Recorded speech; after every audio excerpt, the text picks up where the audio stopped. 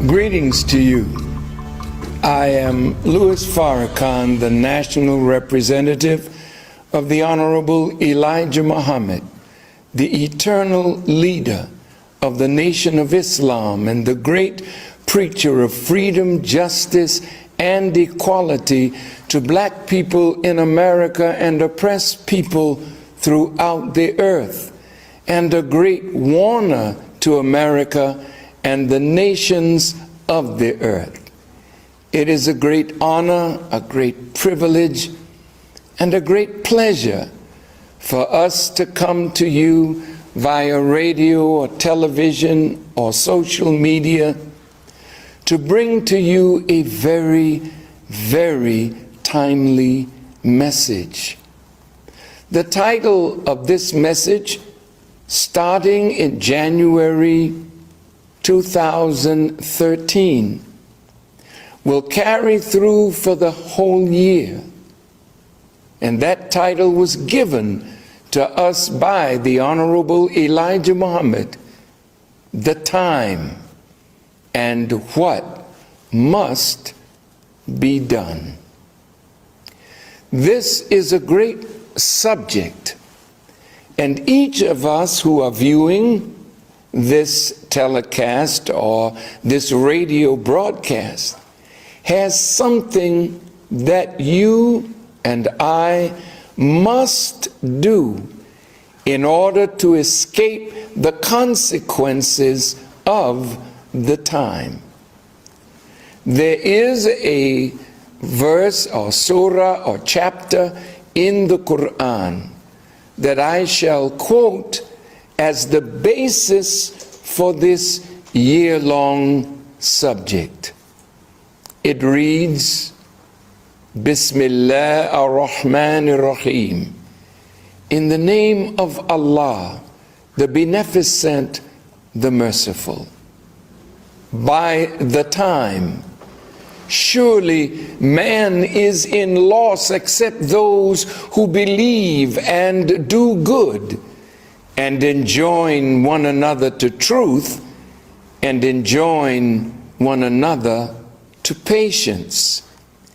In this Quranic chapter, time is a yardstick of measurement of consequence.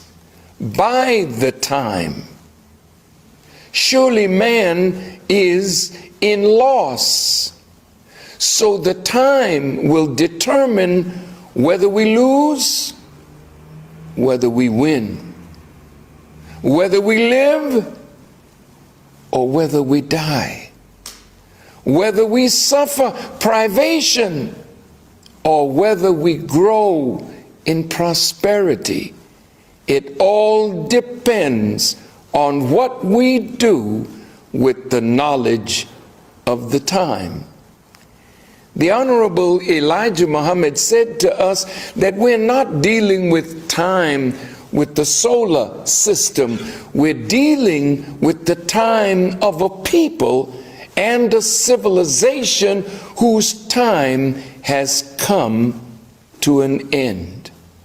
This civilization started, as the Honorable Elijah Muhammad taught us, and as it is written in the book of Genesis in the Bible, 4000 BC, 6,000 years ago. This is not the origin of our solar system or the origin of our world. This is the origin of a people who would bring to the earth a new civilization, but a civilization contrary to the nature of God and the nature in which the universe and the original people of the earth are created. This civilization started with a man named Adam. Many scholars say there are many, many, many Adams. Some scholars of Islam say there are 50,000 Adams, but we're dealing with the Adam that brought in this new world. He's not an original man. He's a made man from the original. And that is why the Bible says, let us make man in our image and after our likeness, and give them power and dominion over the fowl of the air, the fish of the sea, and every creeping thing that crawls upon the earth. Well, who is the us from which a new man was made?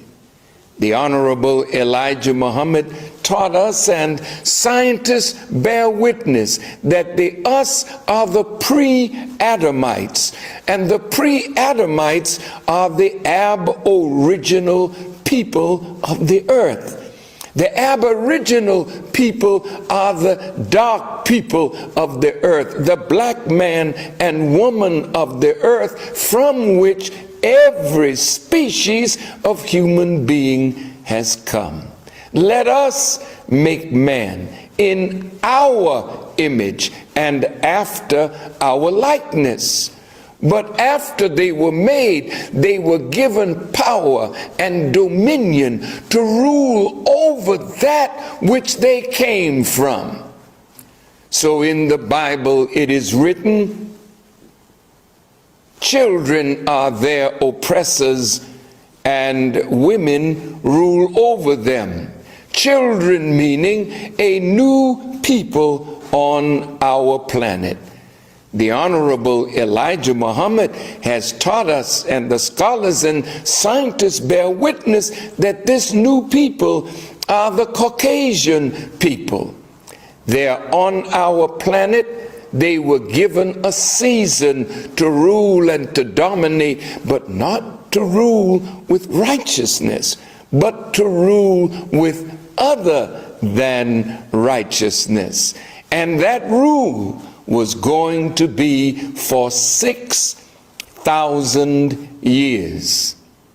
Unfortunately for them, they caused trouble in the Holy Land after they were made, and they were driven out of the Holy Land of Arabia into the hills and cave sides of Europe, where they spent 2,000 years, and they went completely savage, even losing the knowledge of themselves. Well, it took them 2,000 years of lost time, but they had 4,000 more years to rule, to live, to dominate everything, every people on our planet. But they could not dominate until God raised a prophet for them. And that prophet was a man named Moses, or Musa. Musa came to them, but they were in an horrific condition, on their all fours, in the hills and cave sides of Europe. They didn't know how to cook their food. They didn't know how to bury their dead. They were in a terrible condition. They were ugly and terrible to look at. The Bible says it like this: as Moses lifted up the serpent in the wilderness, so shall the Son of Man be lifted up. Europe was a place that was wild and uncultivated, savage. And it is written in the Quran that it was the dog that befriended the dwellers in the cave. And at the mouth of the cave there was the dog. And I would imagine that this is why it is said by them that the dog is man's best friend. Well, you have domesticated the dog, and it surely is a great friend of man, but the greatest friend of true man is God himself. So Moses had a hard job to civilize the cave dwellers. He had to stand them up from a crawling position. He had to put a board in their back so that they would be upright. He had to teach them how to cook their food, how to bury their dead. And after Moses taught them and civilized them, he gave them two ways. As the Bible says, I have set before you two ways, one of life and one of death. Choose life, that you and your seed might live. Well, when someone is given two alternatives, then they're in the valley of decision. The Honorable Elijah Muhammad taught us that the father of the white race, a great black scientist by the name of Yaqub, he was not an evil scientist, but he was a magnificent scientist who was born 20 miles outside of the holy city of Mecca in Arabia. And he studied the life germ of the black man and found in it a brown germ. And he learned how to separate that brown germ from the black germ and drive it into its last stage through a system of birth control. And out of that system of birth control, it took 200 years on the island of P.O.W.E.R, called in the book of Revelation the island of Patmos. Took 200 years to make a brown civilization, and another 200 years to make a yellow civilization, and the last stage was white. Well, many are asking, how is this a myth? Is this some tale? Why should we believe a myth? No. The reality is the Caucasians are present on our planet. They are not natural or native to any part of our earth. But they had a great work to do. Believe it or not, even though it was a work in rebellion to the natural and divine laws of God, yet God permitted it, because without their work, God would not come out of his hiding place at the end of their season of rule and choose a people that they had destroyed mentally and spiritually and morally, and were in the process of destroying them physically. And then God came and interceded in the affairs of that suffering people. The scriptures teach us God's coming is after the working of Satan. So this mind that was present from Genesis to Revelation is a satanic mind. What makes it a satanic mind? Well, Adam rebelled after getting divine instruction directly from the mouth of God. He was told, you may eat of the fruit of all of the trees in this garden, except this one in the midst of the garden, the tree of the knowledge of good and evil.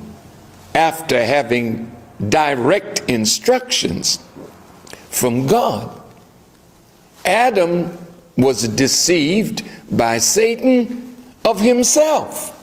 You know how it is when someone tells you not to do something, you're intrigued by that command not to do, and then you adventure out to do exactly what you were commanded not to do. That's in the human makeup. We are by nature inquisitive.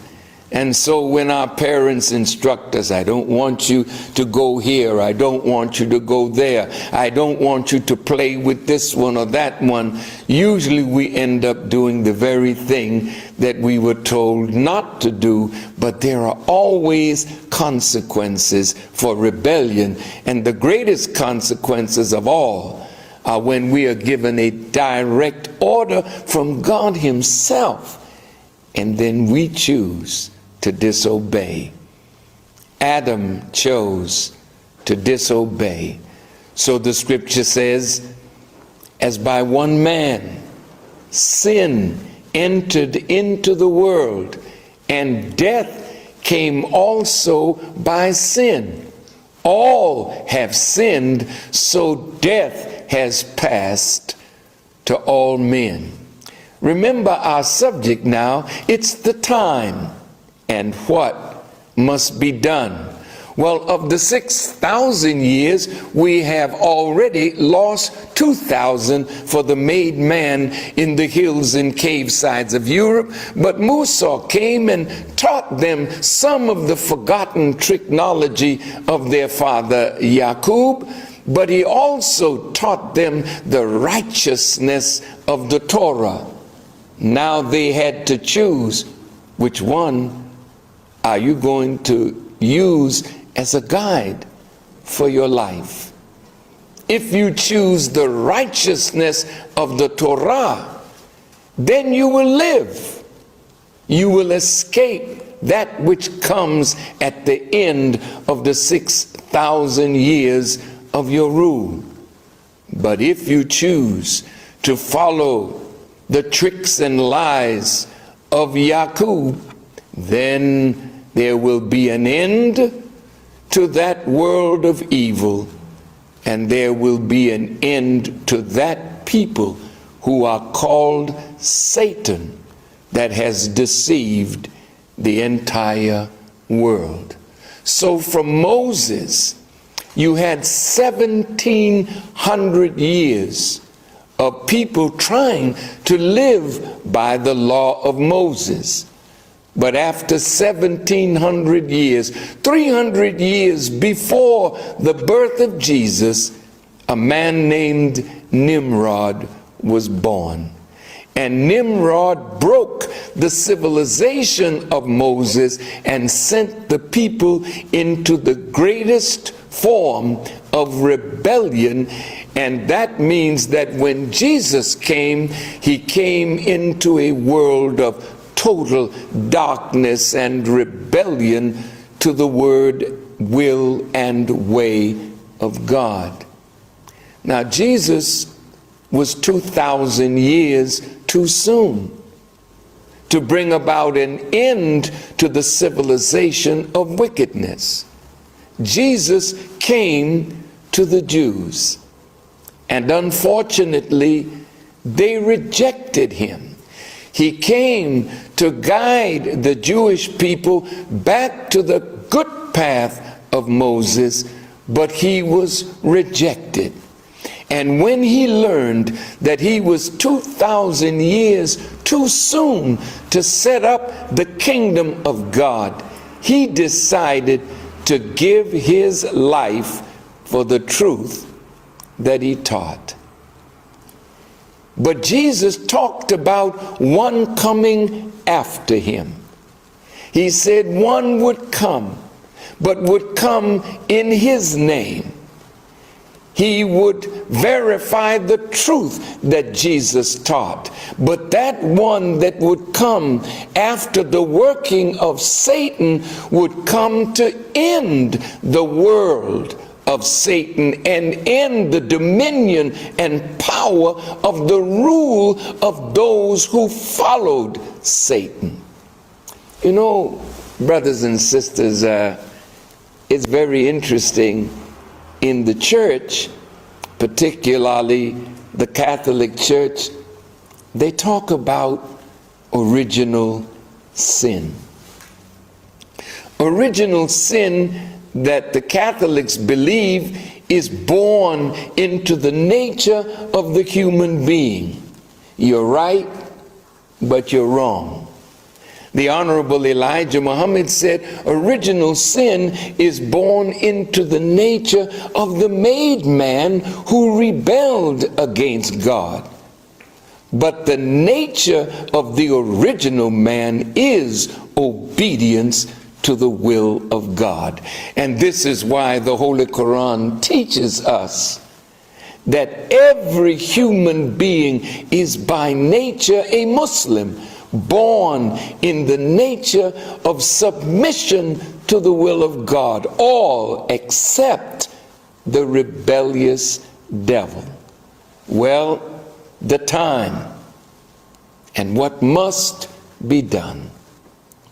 You will have a chance, I will have a chance, we will have a chance after getting the true knowledge of the time and what the time is demanding of us to be done if we don't want to be losers in this time. And then that puts all of us who hear this knowledge of the time and what must be done in the valley of decision. Now we must decide, because the man like Moses that was prophesied in both the Bible and Quran is on scene today. He comes out of a savage people. That people is styled in the Bible as a lost sheep, styled in the Bible as the children of Israel, styled in the Bible as mentally and morally and spiritually dead, rejected and despised. So as the people went into a cave-like existence until Moses came to get them up out of that existence, the Son of Man would also be in a condition similar, and God would have to come and do a great service, stand up a human being that was crawling after the similitude of the beasts of the field, a human being that lost the knowledge of self and was living the life of a beast.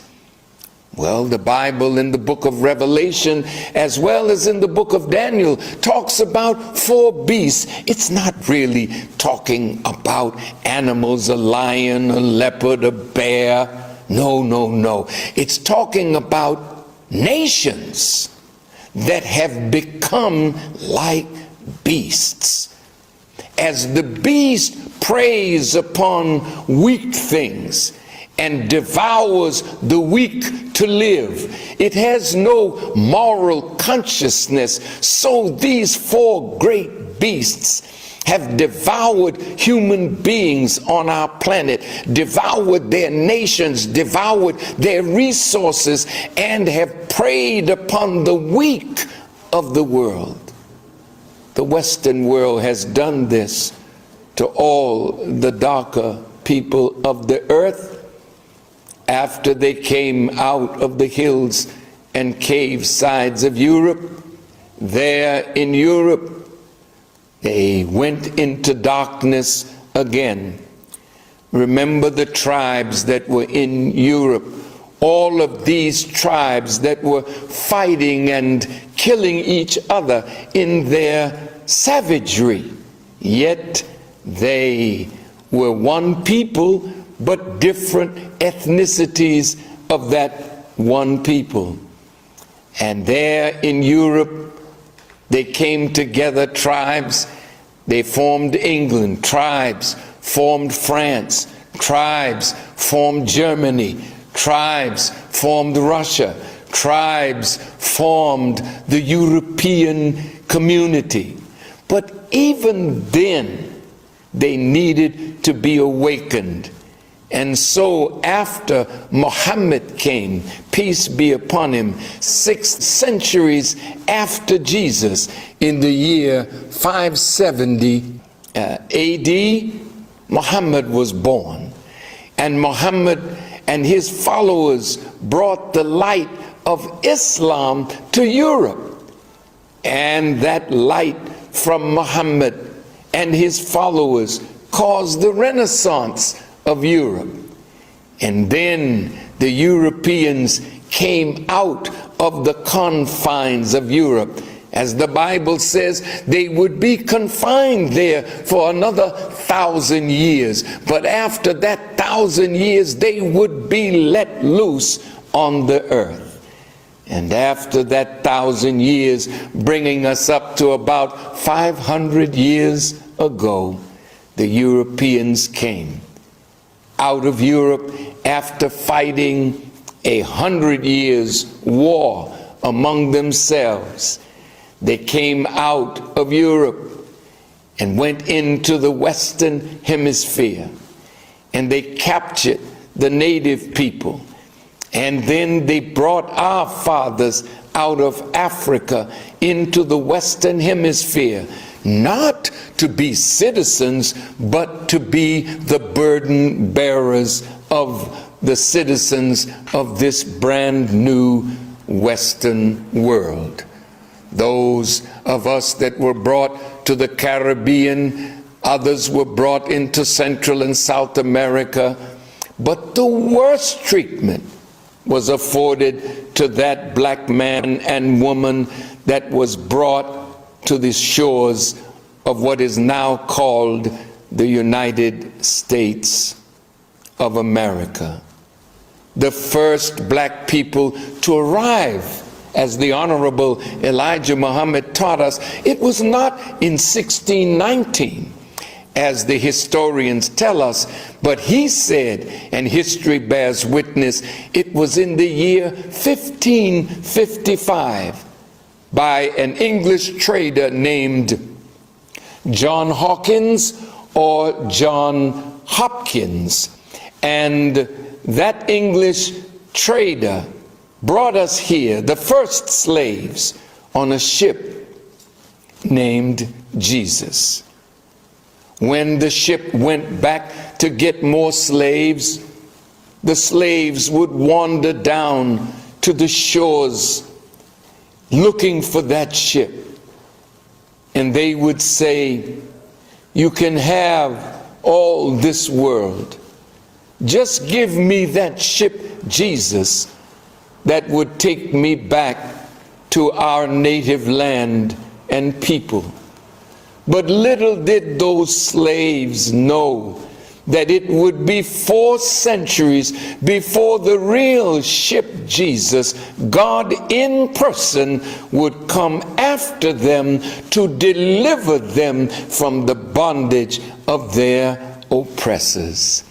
Well, here we are, the time, and what must be done. Now we are 2,000 years from Jesus. We are at the 6,000th year. The Honorable Elijah Muhammad taught us that the time of this world was up in the year 1914. But an extension of time was given by God as a grace period, because during that time God would come and raise up from among the oppressed a messenger from himself, and he would give that messenger guidance and wisdom and warning for America, and he would give that messenger the knowledge of the time and what must be done. Well, that has happened. The Son of Man has come, as it is written in the book of Matthew, the 24th chapter. It reads, "As lightning shineth out of the east unto the west, so shall the coming of the Son of Man be. For wheresoever the carcass is, there shall the eagles be gathered together."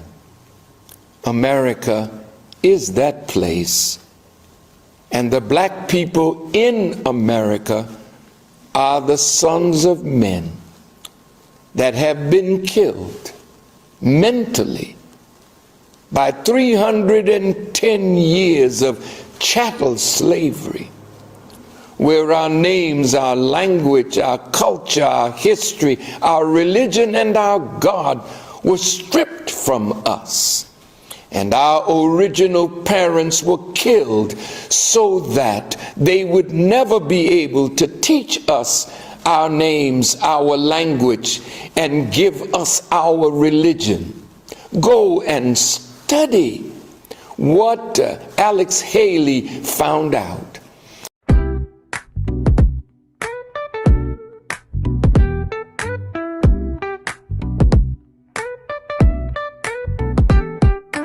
Every Thursday night the vibe is set.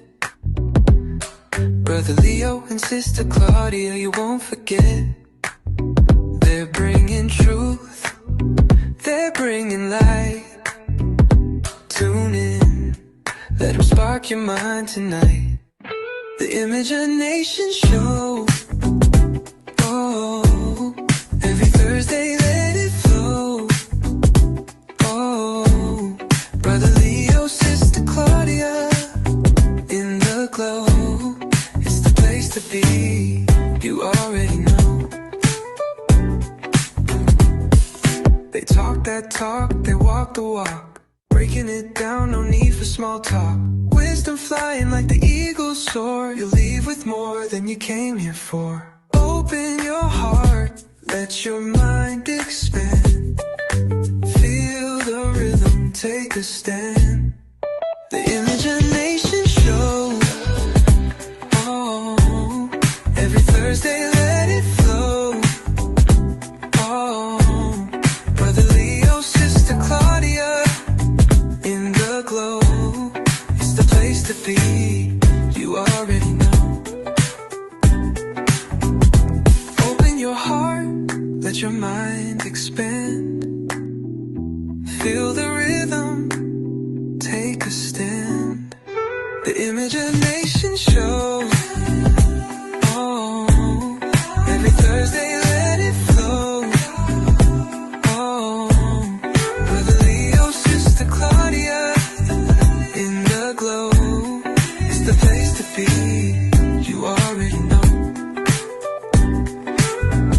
Soulful voices on the air, breaking barriers everywhere. Turn it up, don't let it fade. Thursday nights are tailor-made.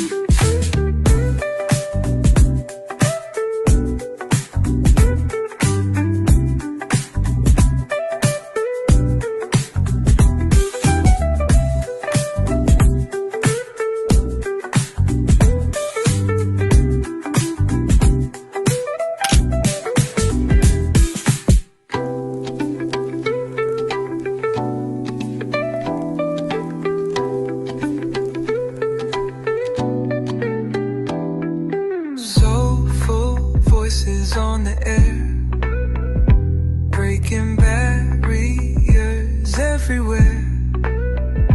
Turn it up, don't let it fade. Thursday nights are tailor-made.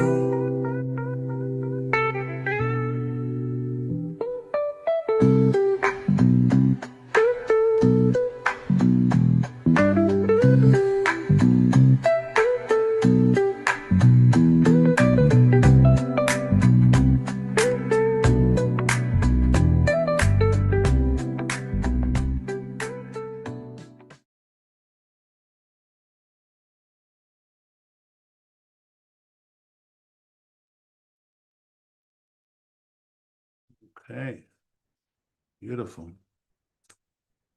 We were dancing away. In the name of Allah, the Beneficent, the Most Merciful, I bear witness that there is no God but Allah, and I bear witness that Muhammad is his servant and messenger. I want to greet you, my dear beloved Imagination family, in the greeting words of peace. We say it in Arabic. Assalamu alaikum. Walaikum salam, sir. Welcome, welcome, welcome, dear beloved family, to another episode of the Imagination Show. My name is Brother Leo Muhammad, and sitting alongside me is my beloved wife and dear friend, Sister Claudia Muhammad. In the name of Allah, the Beneficent, the Most Merciful, I bear witness that there is no God but Allah, and I bear witness that Muhammad is his messenger. I greet you all in the greeting words of peace, of Assalamu alaikum. Wa alaikum salam, beloved. And welcome to another edition of the Image and Nation show. I pray to Allah that you are all safe and well, and thank you for taking time out of your busy schedules to join us today. Praise be. Praise be to Allah. It's a blessing. Yes, yes, yes. It's very wet outside. It's been wet continuously for several days now, but we are thankful to Allah for whatever weather condition that He gives us, because while we may be complaining here about, oh, it's wet, in another part of the planet, it's too dry. That's right. And the farmers and other people who really would desire to have some wet, some water, you know, they wish that they could have this kind of climate that we have here. You know, in the UK, it's a very, very green place. Yes. It always strikes me when I, you know, travel to other countries, and sometimes when you're looking down from the plane and you see some of these countries, they're so they're kind of brown. Yeah, they're kind of brown. Whereas the UK, Britain, is very, very green, very lush. You'd be surprised. You know, there's some really beautiful country here. And one of the things that upsets me is knowing how they've gone around the world, looted and pillaging and destroying, like vandalizing other people's places, whilst having a little paradise here, England's green and pleasant land. You know, it's just something to think about, you know, how these people operate. But it's truly a green place, especially when you leave the capital city and you start traveling north up, very green, up the country. When you get into places like Wales, and you know, it's very, very green and lush land. But enough about the weather, dear family. We want to get straight into our subject matter at this time. As always, I really want to encourage you to call a friend, a loved one, somebody that you care about. Let them know that the Imagination show is live on Zoom and also on YouTube. Dear family, let me, I always let I've got some things, you can't see these things, but I've got some things on my screen. I always like to move because it kind of get of my ability to read the presentation. I'll just read. Thank you, Johnny Mitchell, who said, I'm doing a move for a senior citizen home where the woman passed away 3 weeks after I moved her in. I'm moving out her stuff in a couple of minutes, so I'll watch this again tonight. Thank you very much, Johnny Mitchell. Praise be to Allah. Johnny Mitchell is one of our regulars. That's right. Regular viewers of the Imagination show. Dear family, welcome to episode 218 of the Imagination show. Today is Thursday, January the 22nd. Where did January go? That's when it's January the 22nd, 2026. And the title of our show today is All Before Me Were Thieves and Robbers. All before me were thieves and robbers. Go ahead. I was going to say, with the months passing by, it's key to make sure every single day you are doing something productive. Yes, that's absolutely. The key. We haven't got time to waste anymore. Yeah, and you know, moving. You know that you're moving. That you are about the business of change. Yeah, and activity. That's you know, we have to be energized. As a people today, we cannot be found marking time like we're waiting on something. No, don't wait. You got to be proactive in your attitude towards life today, dear family, and really keep a close eye on what's going on in the world. That's right. Make sure that you're up to speed with the time and what must be done. The Honorable Minister Louis Farrakhan's 58-part lecture series, which began in 2013, right. and ran for an entire year, It was over a year. wonderful. And it was Was it every absolutely, Saturday? absolutely Yeah, it's powerful, brilliant. absolutely brilliant. And I mean, Revisit them. if there were, yeah, if there was no one of our brothers in our community here in the Nation of Islam, he's going through them now systematically. But if there was no other aspect to the teachings of the Most Honorable Elijah Muhammad, if all there was just those 58 lectures, those 58 1 hour episodes of the time and what must be done, I'm telling you, if you studied those 58 consistently, you would be a very wise man, a very wise woman, and you would have guidance, sufficient guidance to get you through the dark hour, dear family. It's just such a blessing. Just Absolutely. And the Honorable Minister Louis Farrakhan, as a divinely guided man, he really, when he sets his mind and his heart to do something for and on behalf of the Black community and the wider humanity, believe me, family, you can tune in as you see we do each week. We just play half an hour of the minister, but each and every time it's like, wow. And I'm pretty sure that many of you listening would have been able to identify with what the minister was saying and get something personal for yourself from his divinely inspired and divinely guided words. Dear family, all before me were thieves and robbers. Let's get into our presentation this evening, and I'll say it because I know Sister Claudia always laughs. But No, I'm not laughing. we're gonna be sharp. We're gonna be sharp, inshallah, this evening. Even though I'm kind of like doing a little different thing. When I get to that point, I'll explain it to you, which could take up more time than necessary, but we'll see. Dear family, the above statement that we just mentioned, which is the title of the Image of Nation show today, carries such a profound and significant meaning that it needs to be broken down and understood from the perspective of the long and difficult liberation struggle that we as a people have been faced with for the past 500 years.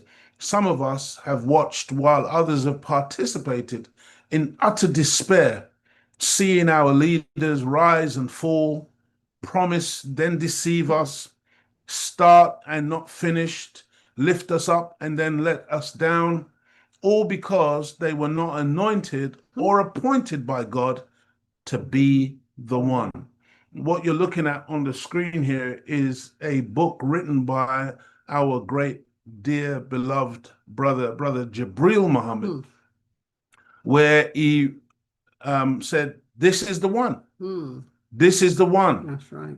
And I'm telling you, it may be difficult for some of us to really understand, but when we say this is the one, not only are we talking about the Most Honorable Elijah Muhammad, but we are talking about the Honorable Minister Louis Farrakhan. That's why you see him superimposed into the heart, the breast, the middle of the Honorable Elijah Muhammad. When we talk about the Honorable Elijah Muhammad and the Honorable Minister Louis Farrakhan, we're just not just talking about those two. We're talking about Master Farad Muhammad, the man who came to make men, the man who came to make gods, the man who came to make other men into himself. I know, dear family, it may be a little bit difficult to really comprehend all of this, but in the Christian tradition, they like to talk about the Trinity, the Father, the Son, and the Holy Spirit. Well, we don't believe in no Trinity like that, but certainly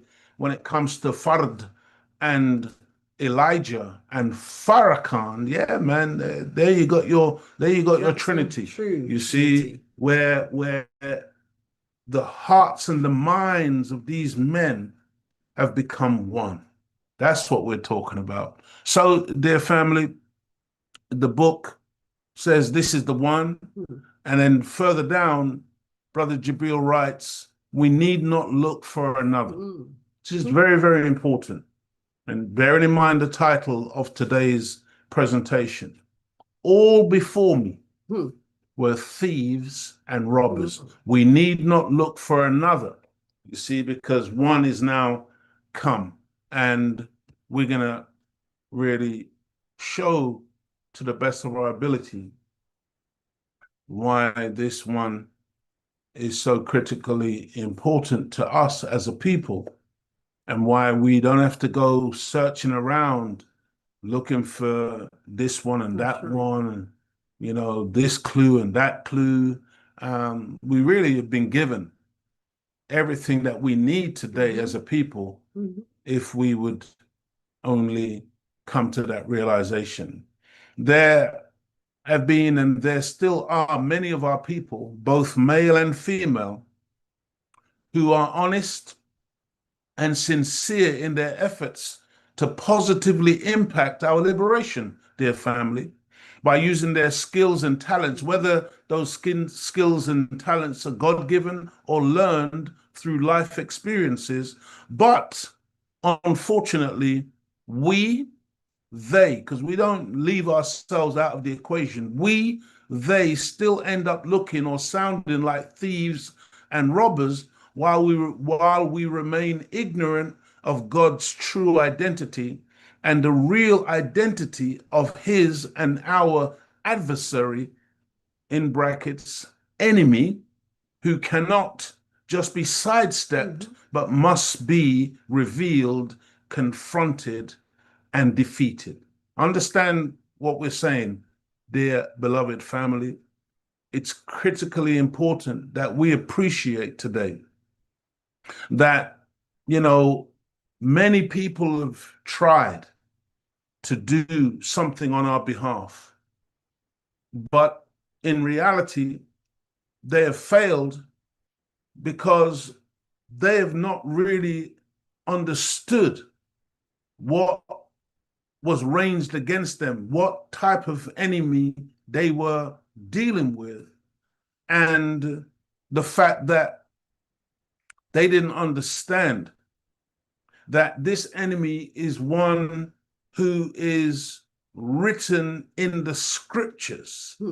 It's not what we think, that, it's just, as we've been miseducated to believe, that there is a small group of bad apples, bad actors that we have unfortunately come up against, who have been doing a disservice to us, doing harm to us, and somehow, with the appropriate attention or approach, we can change that circumstance, change that situation for the better, and then everything will be all right. Our great brother Martin Luther King, he believed that we could literally love them into changing their behavior towards us. Well, that was a mistake, dear family. This is the truth. It was an absolute mistake. You cannot love the hatred out of this enemy. The hatred is his mode of operation. It's his way of being. And so, this was a tremendous error on our part to think that we could deal with that situation in that manner. Some of us thought that, okay, we can, financially outdo him. Let's just make a load of money and somehow, we would be accepted into his social circles, and somehow we could integrate ourselves into his way of life. No, well, that's not going to work, dear family. That's just not who we are. That's not our nature. That's not our character. And for him to bring us into his social equality, then we end up having situations like with P. Diddy, or so many of our people who then get corrupted and then exposed and destroyed as a human reality because we thought we could run with wolves.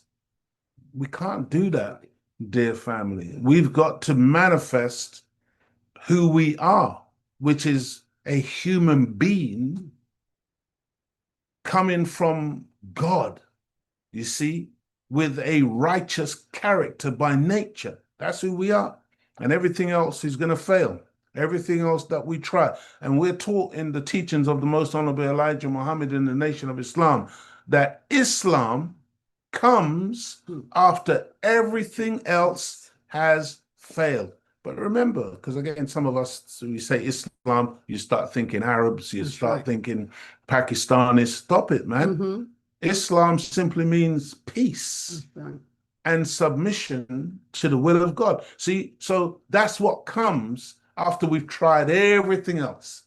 That's the peace, the tranquility, the beauty that we're looking for. Well, that comes after we've tried everything else. I wanted to show this again. I've showed it before in the Imagination show, but I wanted to go through it again because, again, as we go forward, I'm going to explain to you really what we're looking at in this scene. This scene is not just a scene of a beating or a whipping. It's far, far deeper and more profound than the mere whipping or beating of a character in a movie or a story.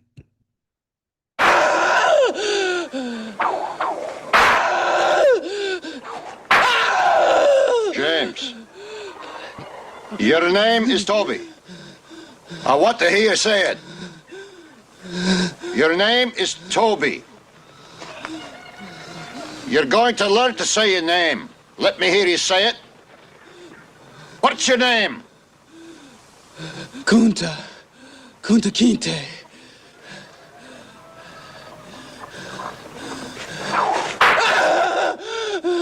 When the master gives you something, you take it.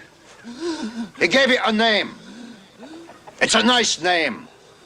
It's Toby. And it's going to be yours till the day you die. Now, I know you understand me, and I want to hear it. Again! So you see, family, what we're really looking at here is the break-in of Black people. It's the relentless pressure that Black men and women come under in this Western world, having been brought into bondage, having been stolen away from our homeland, from our motherland, from our mother country, our mother continent, and brought on a westerly course in the holds of ships, having been tortured and deprived of human dignity, and then to be subjected to this type of treatment in order to break our will and in order to force us to accept a way of life that is really a way of death, a death style rather than a lifestyle, and to cause us to no longer be upright men and women, but to be low-down characters that can be governed by this new creature on our planet, i.e. the Caucasian, the devil, Satan, the enemy, who was given, as the Honorable Minister Louis Farrakhan was saying a few minutes ago, given 6 days or 6,000 years to rule.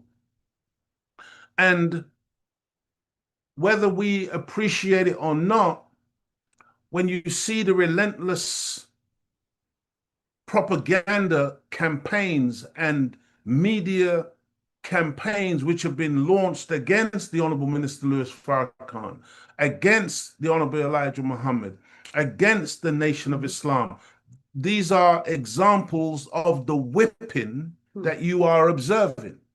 When you see the faces of those Black persons who were enslaved, who were forced to watch this public whipping, this public flogging, this public lynching, that's designed, and this is what our people face on a daily basis, watching our leaders be subjected to this type of public humiliation to see whether or not they will break. And our people, as they watch, they're praying, they're hoping, they're begging that we don't break, that the leadership doesn't break, that the leadership will have the strength to carry on regardless of what's meted out against them. But you can see the people are really, you know, on tenterhooks. They're hopeful. They want to see that they can see the suffering that the leadership is going through, but nonetheless they know that they got to hold out because that's where the strength of the people comes from. So that's what we're looking at when we're looking at this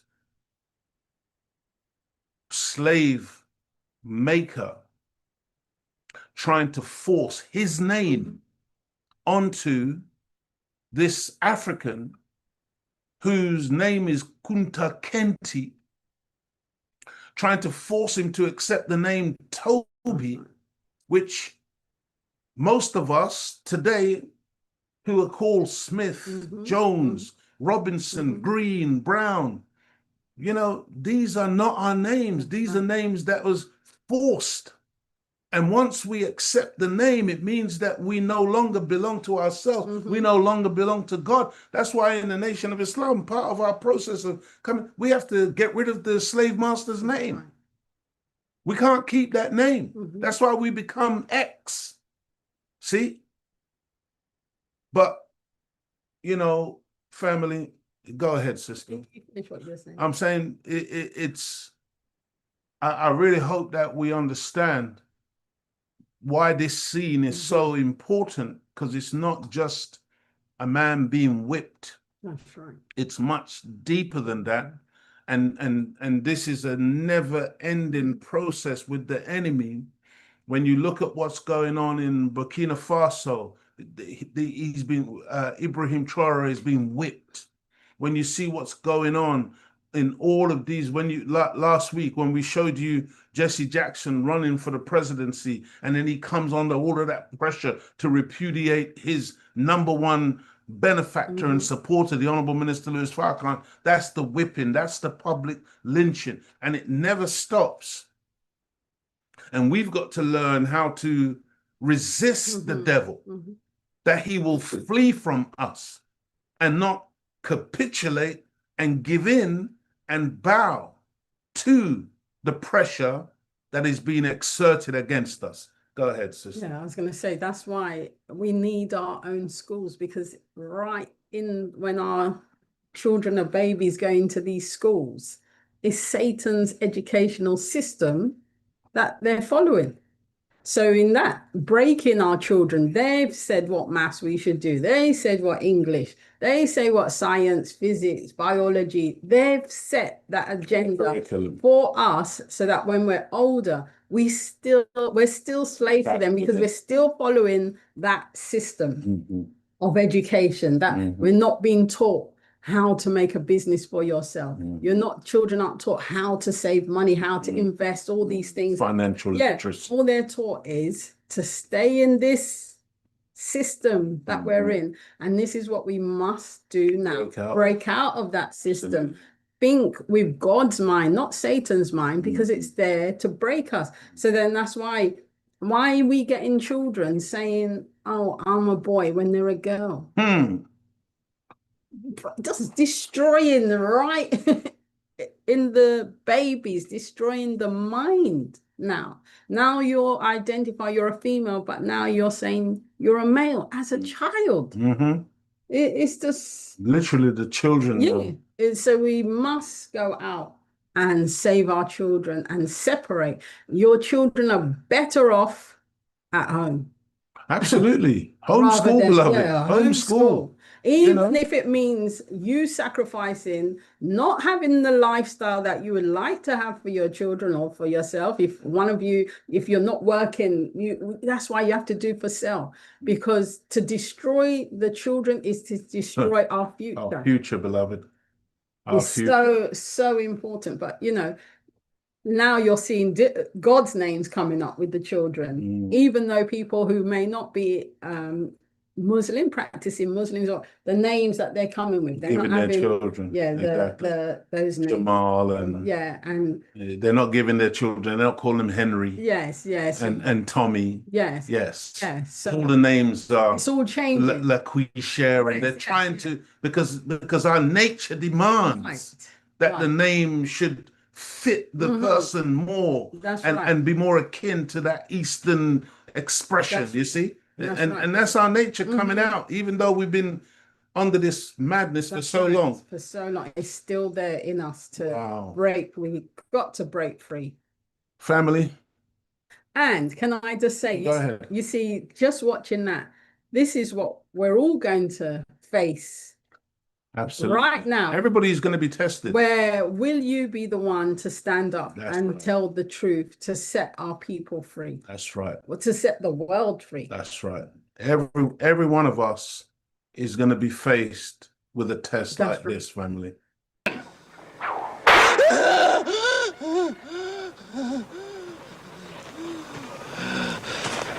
And you notice how they're using one of our own to inflict the pain? James, his name is. See? James, that's right. Yeah. See, James has already been converted. And so many of our people have been converted to this man's way of life. And then they are used in turn to inflict the pain, to inflict the damage against their own. Hence why you see these so-called leaders that we have on the continent of Africa and the Caribbean, and they've sold out. That's right. And the masses of the people are left to the mercy of these evil demons because we haven't got real leadership. Wow. Family. I want to hear you say your name. Your name is Toby. What's your name? Gunther.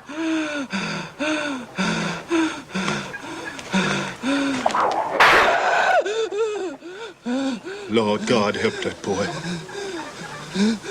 They're gonna whip him dead. See, the appeal is to God. The appeal is for the help of God, because at the end of the day, that's who we are. We are the people of God, you see. But already, I can assure you that the God he's talking about is that white Jesus that's already been given to him. And he's appealing to a fake God, a spook God, a God that doesn't exist. He's not talking to the God of the black man and the black woman. And so a lot of us again wonder why we call on God, but who's been our teacher when it comes to God and the expression of God? You see, there's a God unseen, family. And that God is not some Caucasian looking white man that, so many of our parents have got on the wall. That's right. You see, nor is he a spook floating around in a cloud somewhere up in the sky. And there is no heaven that we're going to, when we die, we're going to go to the great heaven in the sky and the great by and by. It doesn't exist, family. See, our God is a real, live God, and we are children of the Most High God. But we've got to reconnect with the nature and the character of ourselves and the real God. Can I just Go ahead. Penny Wright says, and they force the names on us in the most brutal ways. And it's also said, if you can, my family, get a book called Without Sanctuary. Oh, yeah. Yes. Yeah. I have that as well. Yeah. And Daniel E. Muhammad said, that's how we as people was broken down by the slave master. And this is what I find really shocking. 99th. 53.99. I worked as a nurse. There's a transgender clinic for children in London. Yeah.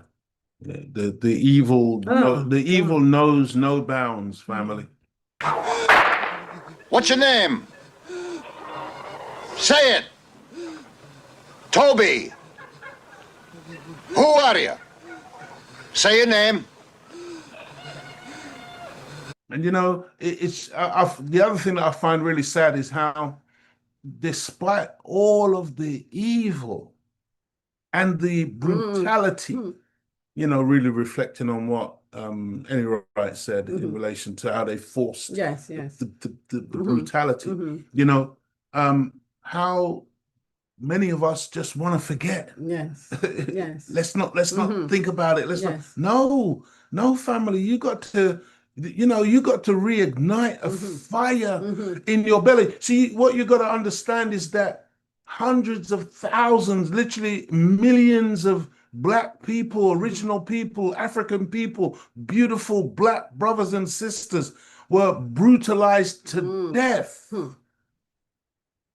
in this process of converting us from who we are to who they want us to be.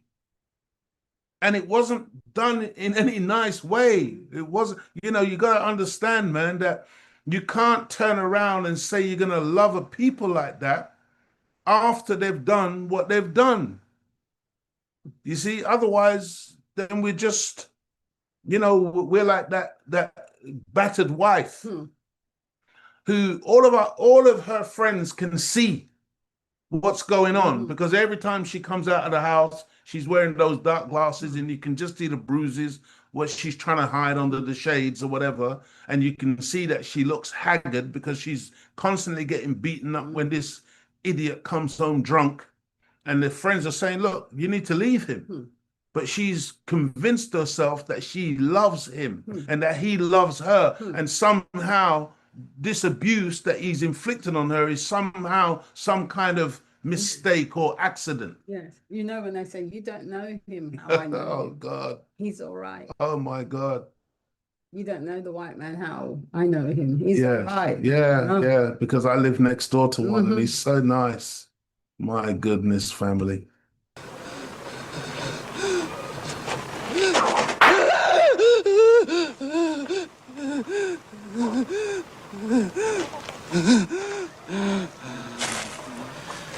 What's your name? Toby. You see that sister's face? Yeah. That's it. That's it. Once you see your man, See? yeah. And you'd be surprised how many Black women, Black children, Black people generally, that's how we feel. We're just destroyed because we haven't got a man. We haven't got a warrior who has not been broken. See? And that's what the enemy relies on. He relies on the fact that he knows that everyone who gets up for us, they break, they destroy, and they do it in such a way that our people see it. And many of our people say, man, well, and then they get this attitude to go along, to get along. See? Serious business. Serious business. Hi. Say it again. Say it louder so they all can hear you. What's your name?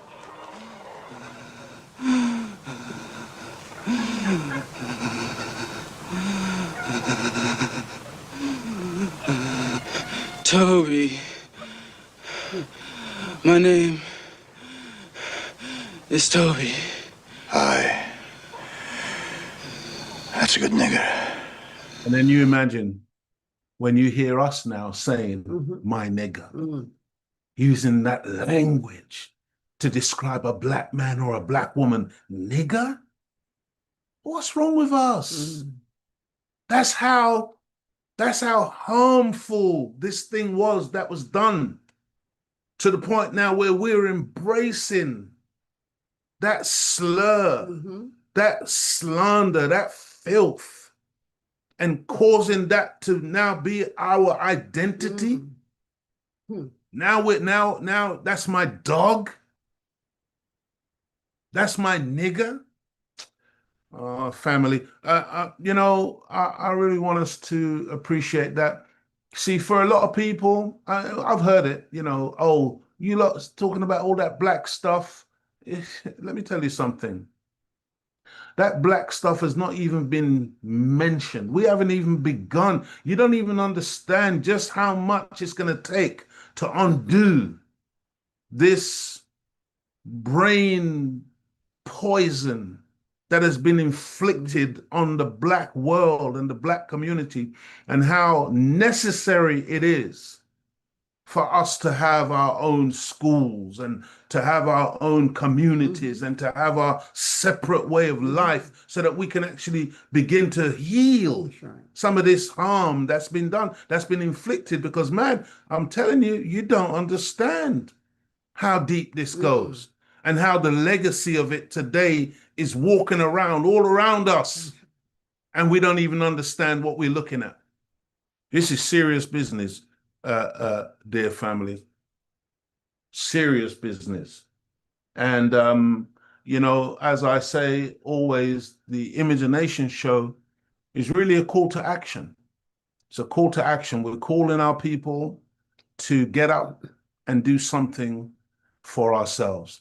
In the book of John, chapter 10, verse 8, it says, "All that ever came before me are thieves and robbers, but the sheep did not hear them." See, there's some of us, there's some of the sheep that just, we're just not going to listen to thieves and robbers. We're not going to listen to false prophets. We're not going to, because that's what thieves and robbers is talking about. It's talking about people who claim to be what they're not, people who come and they want to have us follow them, but really they're thieves, they're robbers. There's a scripture, I pulled it up earlier on my phone. Let me see if I can find it.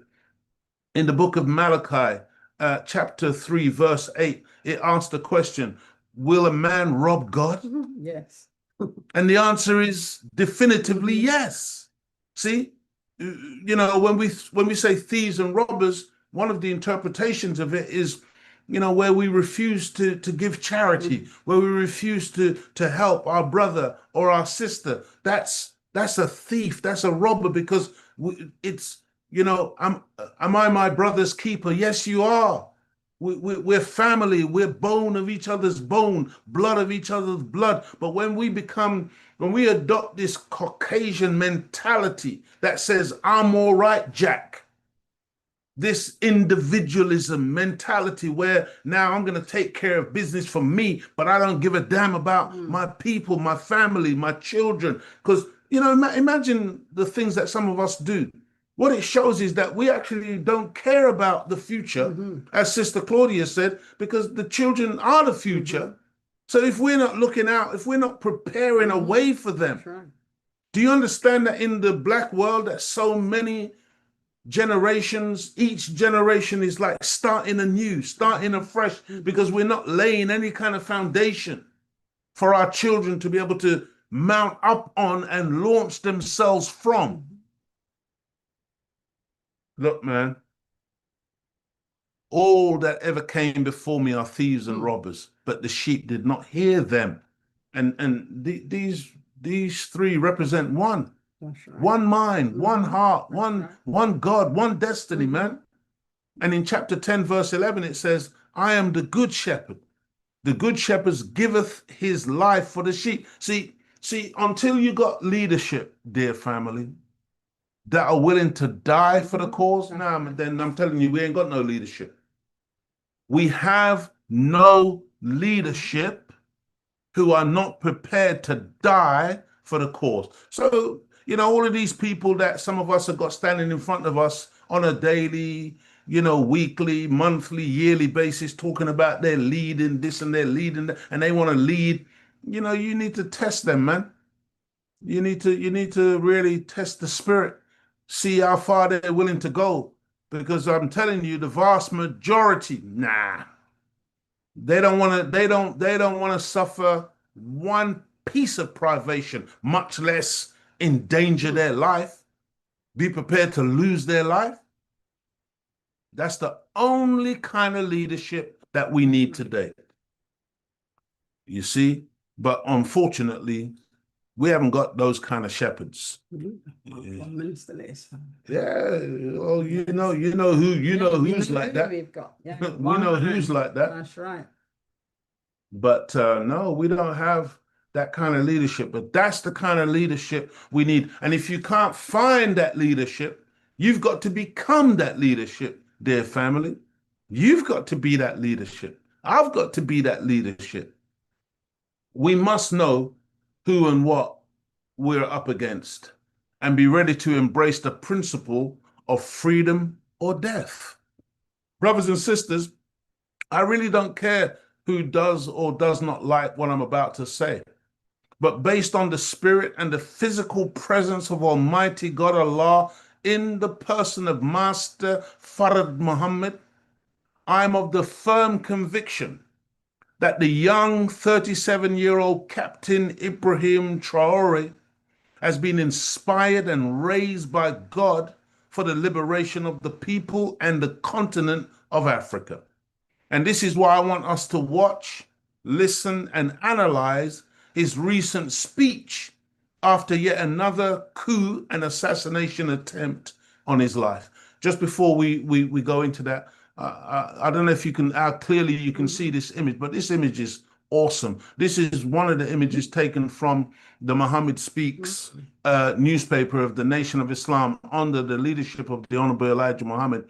And you see what it's got? See how it shows you here? Satan, white man slavery, showing you the church.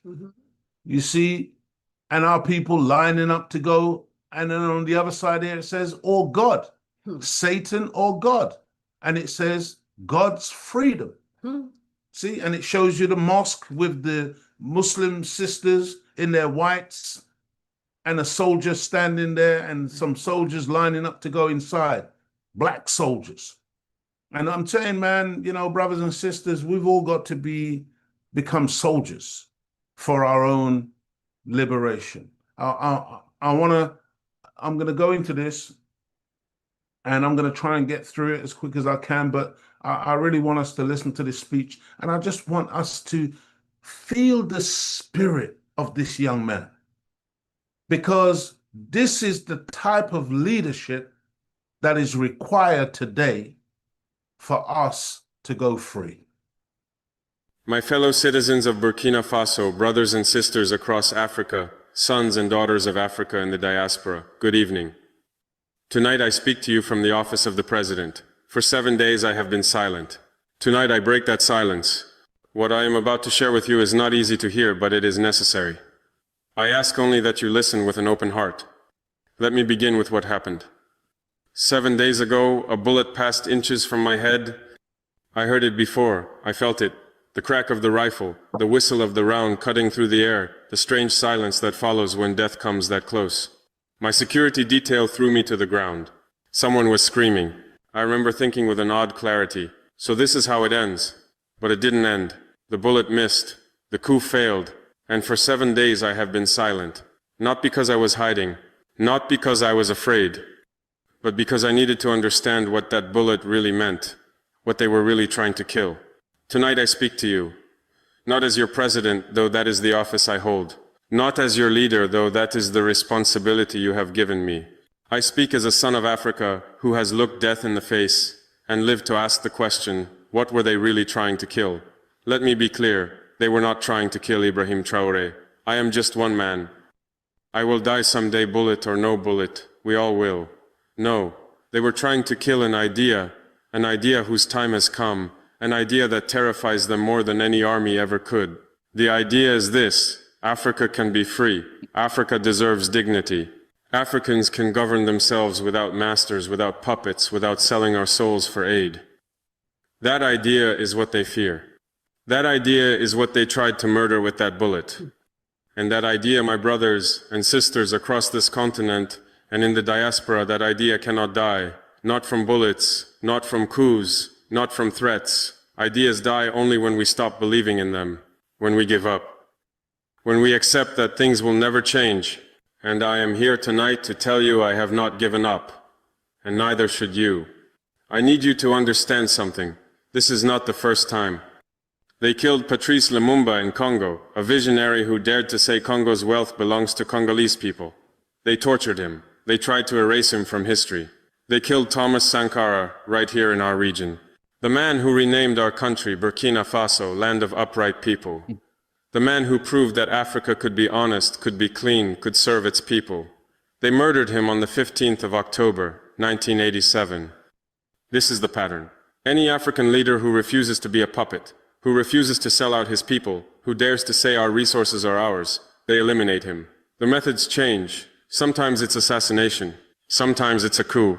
Sometimes it's character assassination in the international press. Sometimes it's economic strangulation. But the goal is always the same.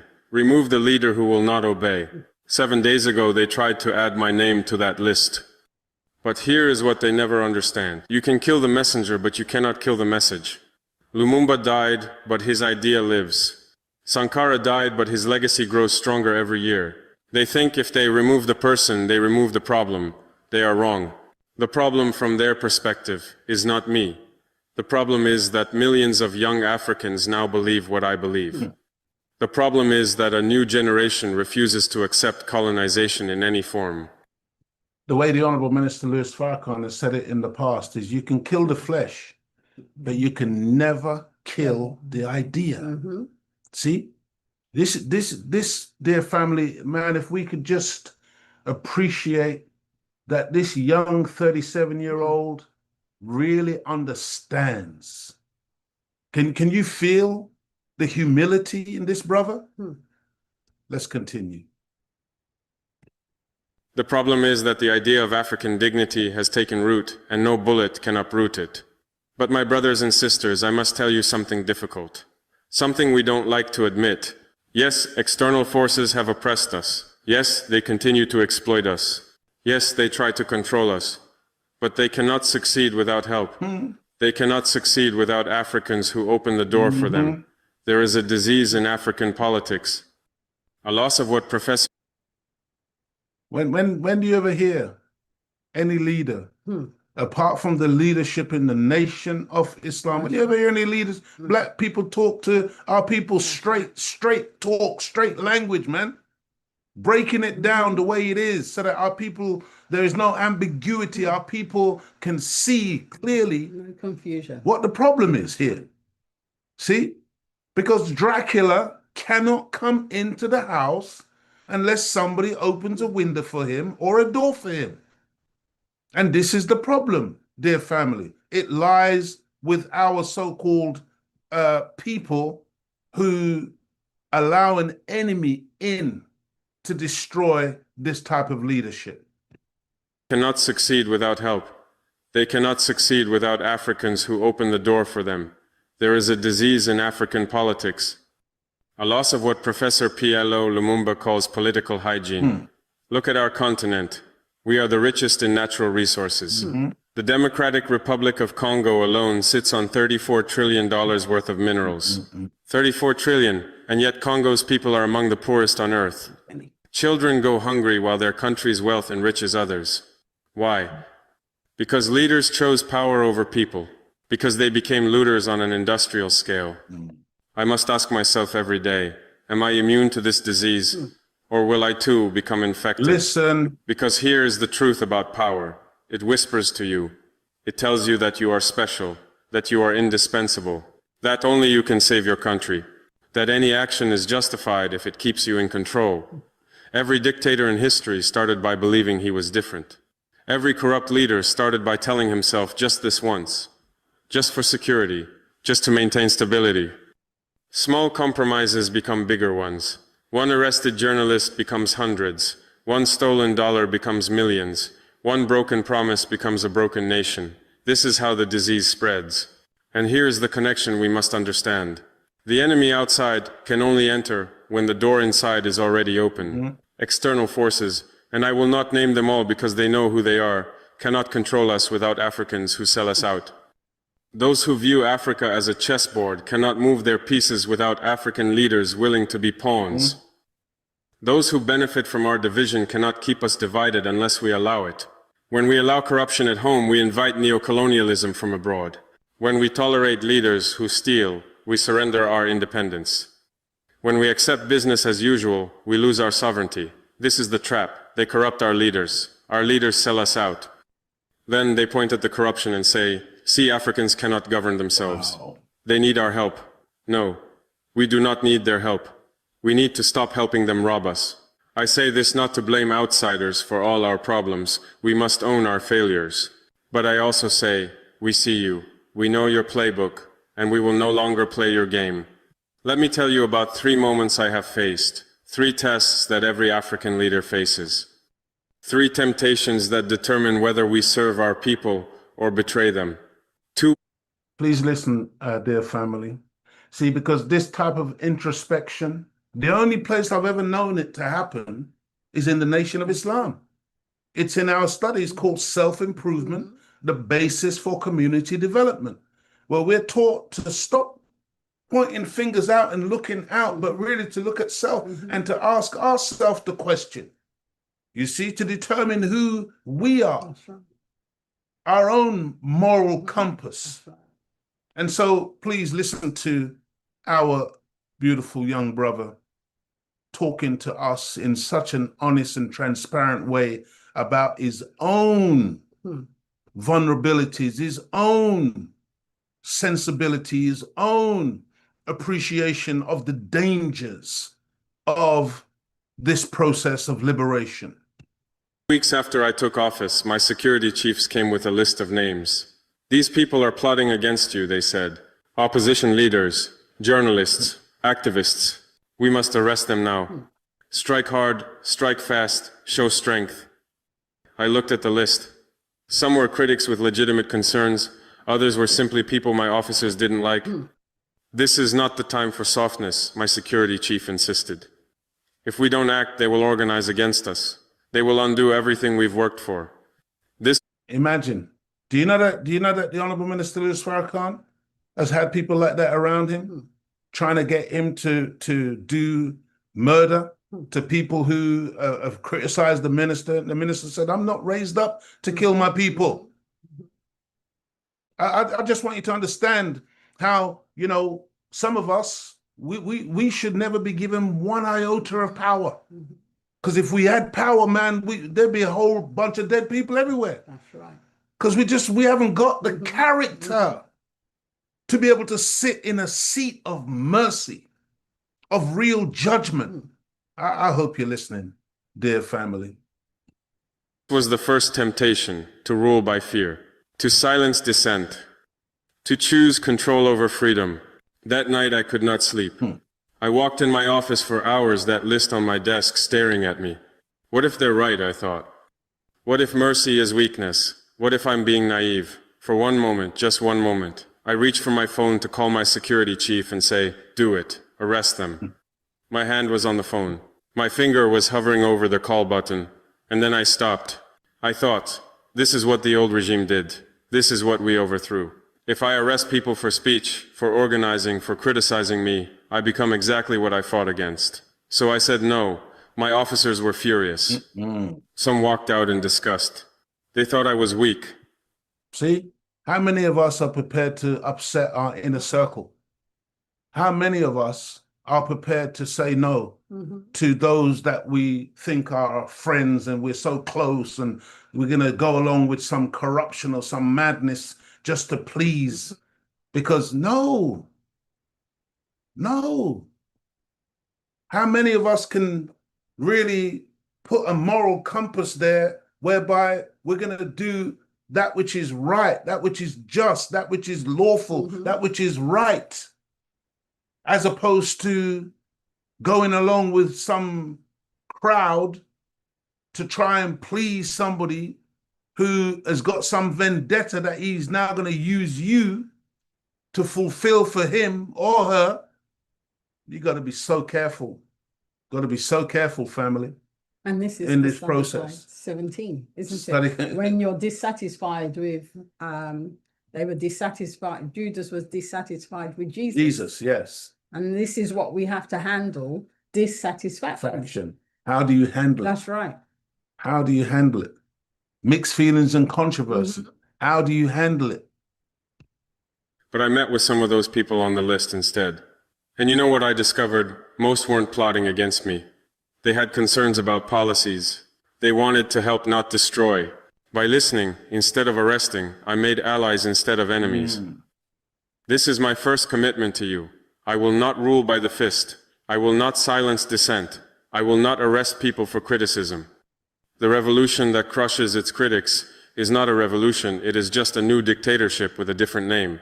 4 months later, an ambassador from a powerful nation came to my How many of you have read the book Animal Farm by George Orwell? I recommend you read it. That's a classic example of a revolution having a particular aim and objective, and then before you know it, having successfully revolted against the system that they saw as being unfair, unjust, unequal, evil, that within a short space of time, the revolutionaries then took on the same character and the same behavior of that which they said they were overthrowing, and the revolution at that point is lost. See? And this is what happens all the time with these so-called revolutionaries. Before you know it, they're sitting in the seat that the old master used to sit in, and then they start behaving just the same as that old tyrant, that old master, that same nasty, filthy, low-down behavior, because now they're in the seat of perceived power. I just want us to really appreciate this beautiful brother that we are listening to, and his introspection, having the courage in front of his nation and the entire globe, the whole world, knowing that his enemies are listening, knowing that friends are listening, but nevertheless having the courage to speak this truth, regardless to whom or what.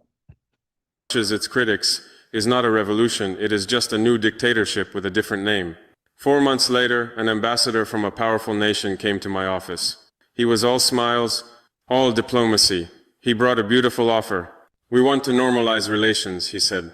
We can provide military aid, economic support, diplomatic recognition. We can help you develop Burkina Faso. It sounded good. God knows we need development. Our people need schools, hospitals, roads, jobs. Of course, he continued smoothly, we would expect certain understandings. You would moderate your rhetoric about past colonial relationships. You would allow our companies continued access to your resources. You would show cooperation. This was the second temptation, to accept help at the cost of sovereignty, to take their money in exchange for our dignity, to sell out disguised as pragmatism. After the ambassador left, I sat alone in my office for 3 hours. I thought about our crumbling hospitals, our children in overcrowded classrooms, our roads full of potholes. The money he offered could fix all of that. The partnership could bring development. For one night, one long terrible night, I almost called him back. I almost said yes. I even wrote the speech I would give to you. We must be pragmatic. We must accept help. We can work within the system to change it. The speech is still in my drawer. I keep it to remind myself how close I came to betraying you. But I did not make that call. Because I understand.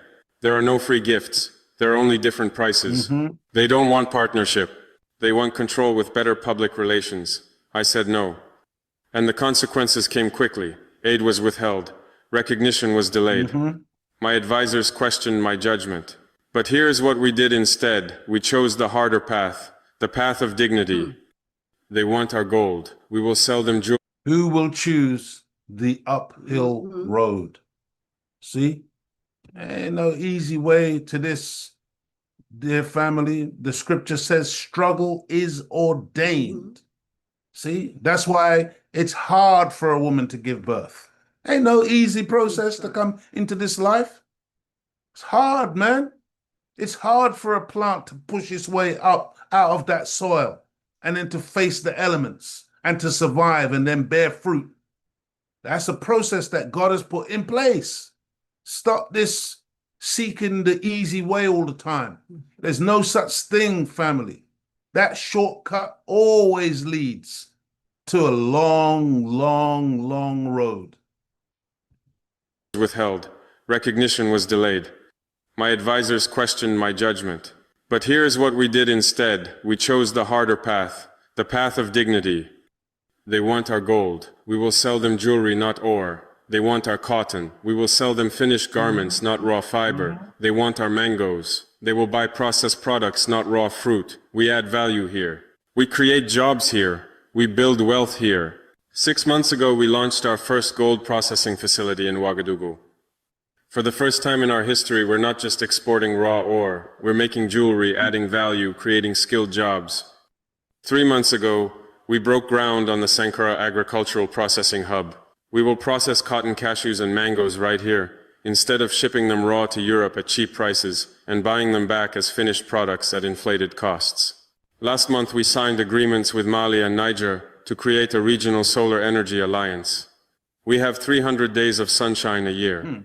That sun will power our future, not their power plants. This is harder than accepting foreign aid tied to conditions. It takes longer, but we keep our dignity.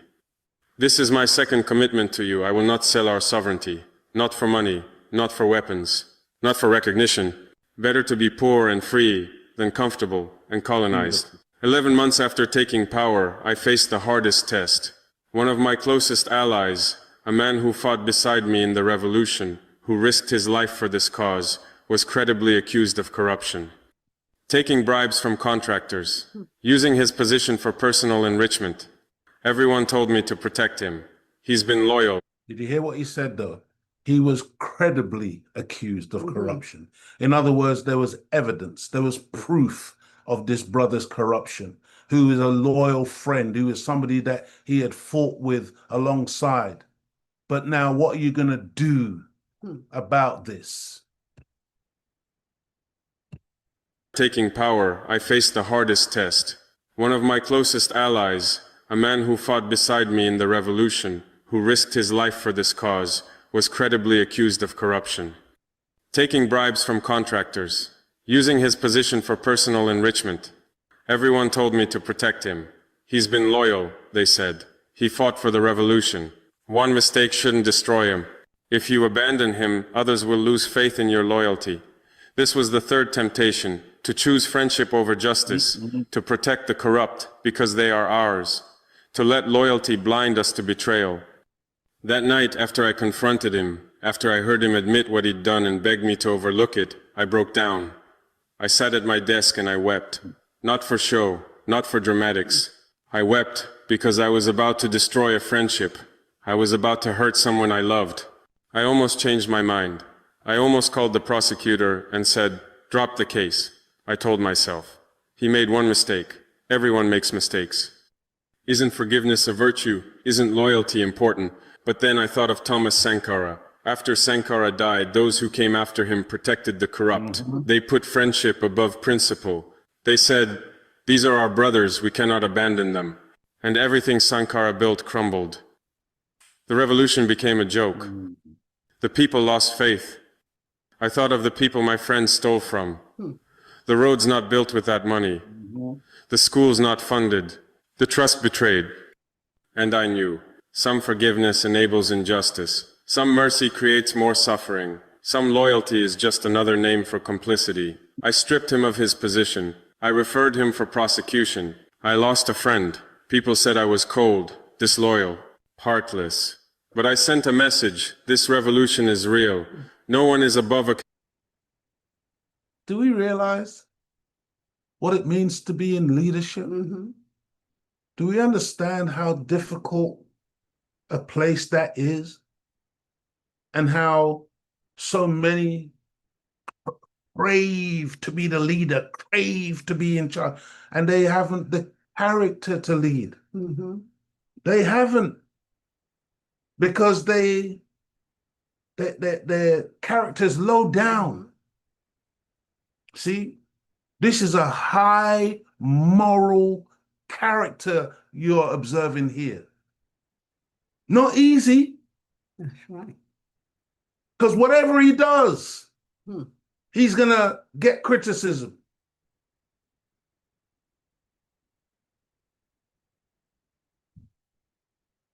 Oh, family. Wow. I love this brother, man. Another name for complicity. I stripped him of his position. I referred him for prosecution. I lost a friend. People said I was cold, disloyal, heartless. But I sent a message: this revolution is real. No one is above accountability. Not my friends, not my allies, not me. This is my third commitment to you. I will hold everyone accountable, including those I love. Justice is not selective. Either it applies to everyone or it applies to no one. My brothers and sisters, I have told you about 3 temptations, 3 tests, 3 commitments. But you might ask, fine. The Honorable Minister Louis Farrakhan told the Nation of Islam, if I betray the cause, you can take my life. That's right. Kill me. See, that's the kind of leadership. There's no other kind of leadership that we need today, family. You resisted temptation. But what are you actually doing? What is changing? Let me be concrete. Let me tell you not what we dream of doing someday, but what we are doing right now. Today I announced the launch of the Thomas Sankara Scholarship Fund. Starting next month, we will provide free technical education to 100,000 young Burkinabe every year in engineering, agriculture, and medicine. Knowledge is sovereignty. This week we publish our 25-year National Development Plan online, in French and all our local languages. Every citizen can read it, critique it, suggest changes, and hold us accountable to it. This is your plan, not mine. Next month, we begin construction of 3 regional agricultural processing centers. Farmers will no longer sell raw crops at poverty prices. They will process them, package them, brand them, and sell them at fair prices. This year, we will achieve 30% of our electricity from solar power. Next year, 50%. In 5 years, we will be energy independent and exporting clean energy to our neighbors. We are not doing this alone. We are building the Sahel Alliance for Sustainable Development with Mali, Niger, and Chad. We share borders, we share challenges, we share destiny. What affects one affects all. We rise together or fall together. We are creating the West African Agricultural Cooperative, not controlled by foreign corporations but owned by African farmers. They will set prices. They will determine terms. Their sweat will benefit their families, not distant shareholders. This is not theory. This is not someday. This is happening now. Is it perfect? No. Do we have enough resources? No. Are we moving as fast as I want? No. But we are moving. We are building. We are changing. And most importantly, we are doing it our way on our terms for our people. Let me tell you what I see when I close my eyes and dream of Africa 50 years from now. I see a young girl, born in a village in Burkina Faso, who becomes a doctor, who opens a clinic in her community, whose children become engineers and teachers and leaders. I see a young man from Ouagadougou who starts a technology company that employs thousands, that competes globally, that makes the world say, made in Burkina Faso with respect. I see our youth staying home not because they can't leave, but because they don't want to. Because opportunity is here. Because the future is here. Because home is worth staying for. I see an Africa where we travel freely across borders. Where a businesswoman in Senegal sells to a customer in Kenya without tariffs or bureaucracy. Where a student in Ethiopia can study in Ghana as easily as moving between provinces. I see an Africa where when our leaders get sick, they go to hospitals in Accra or Nairobi or Dakar, not London or Paris, because our healthcare is world class. I see an Africa where we manufacture what we consume, where we add value to what we produce, where we control our resources and use them for our people's benefit. I see an Africa that sits at the table of nations, not as the colonized, not as the aid recipient, not as the debtor, but as an equal partner in building humanity's future. We are neither the meat to be eaten nor the ones eating crumbs under the table. Tell me that you don't feel like moving right now. Tell me that you don't feel like moving right now. See? Because that's leadership. That's how we want Africa to be, dear family. Nor the waiters serving those who feast. We are equals at the table. This is not fantasy. This is not impossible. The question is not whether it's possible. The question is whether we have the courage to build it. So tonight, I call on each of you. To the people of Burkina Faso, I am your servant, not your master. I work for you, not the other way around. Hold me accountable. Demand transparency. Demand that I keep these 3 commitments. Do not let me become another leader who started well but finished poorly. If you see me straying from these principles, it is your duty to remind me, to protest, to demand better. This is not just my revolution, this is ours. And you are not spectators, you are participants. That's right. To my fellow African leaders, power is not a prize. It is a burden. It is a responsibility. We did not fight for independence so we could become oppressors ourselves. We fought so our people could be free. Choose service over domination. Choose sovereignty over comfort. Choose justice over loyalty. And if you cannot, if the temptation is too strong, if corruption has already set in, then step aside. Step aside. Let those who still have clean hands take the lead. There is no shame in admitting you are not the right person. There is only shame in staying when you know you are doing harm. To African youth, you are not the leaders of tomorrow. You are the leaders of today.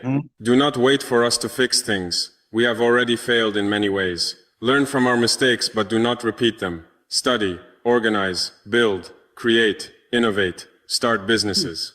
Run for office.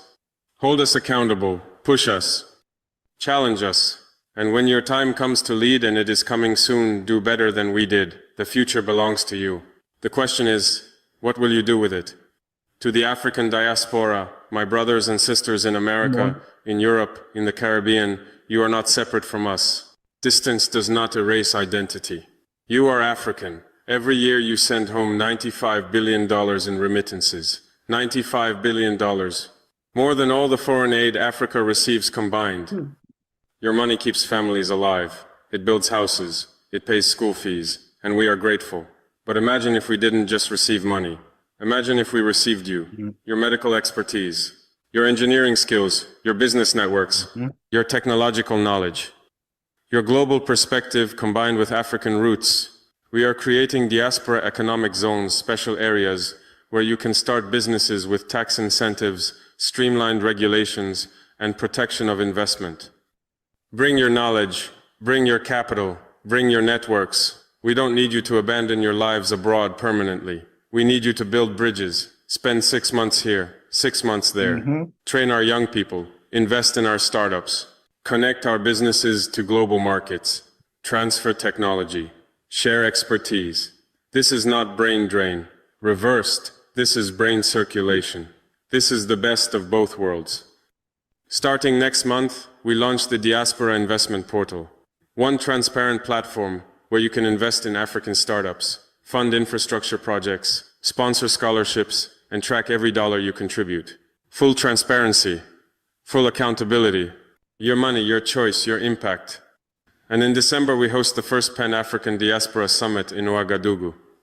Come home, meet entrepreneurs, see opportunities, build partnerships. We're not asking for charity. We're offering partnership. You are not just remittance senders. You are investors in Africa's future, and that investment will pay returns beyond money.